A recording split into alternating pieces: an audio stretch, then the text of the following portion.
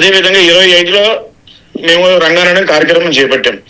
ఈ రోజున మీరు చూస్తున్నారో లేదో, కేవలం కూటమి ప్రభుత్వంలో ఎవరైతే ఎమ్మెల్యేలు ఉన్నారో, కూటమి ప్రభుత్వంలో ఎవరైతే ఈ సోకాల్డ్ బీకాస్ లీడర్స్ ఎవరుతున్నారో వాళ్ళందరినీ ఇన్వైట్ చేశాను తప్ప నేను ఏ వైసీపీ లీడర్ దగ్గరికి వెళ్తాం కానీ వాళ్ళని టచ్ చేయడం గురించి జరగలేదండి.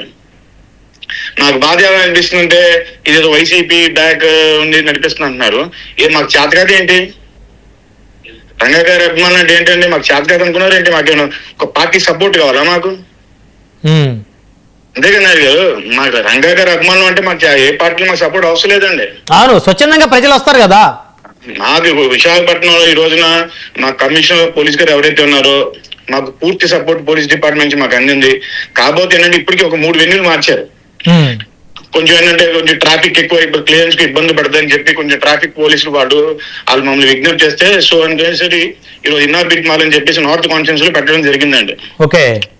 సో ఇప్పుడు మాకు ఎటువంటి గవర్నమెంట్ కి మేము ఇంకా గవర్నమెంట్ కి యాంటీ కాదు. మాకు దీనిలో అదే ఫస్ట్ నుంచి మేము కూడా చెప్తున్నాం, దీనిలో no politics no religion, only రంగానాడు. రంగా గారు అభిమానులు అన్ని పార్టీలో ఉన్నారు. అవును అవును.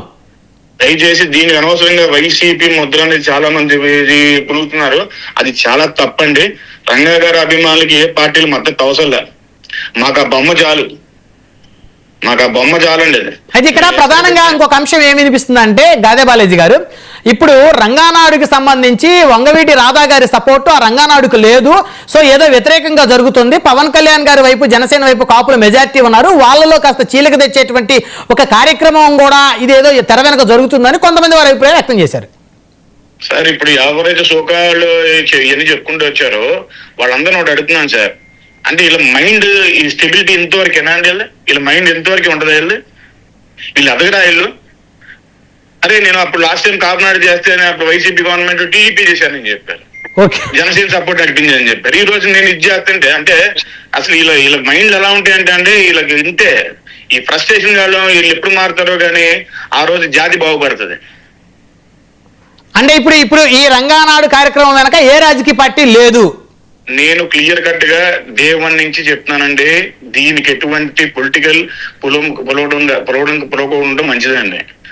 మేము రంగా గారి మీద అభిమానంతో 2017 నుంచి విజయవాడలో విశాఖపట్నం కార్యక్రమాలు చేస్తున్నాం. ఈ రోజు మాకు కొత్త కాదు, కావాలంటే వాళ్ళందరూ తెలుసుకోమని చెప్పి. అంటే ఇప్పుడు బాలాజీ గారు ఈ రంగనాడు కార్యక్రమాన్ని మీరు నిర్వహిస్తూ కొంతమందిని ముఖ్య అతిథులుగా ఆహ్వానించారు, వారిలో ఆశా గారు ఒకరు.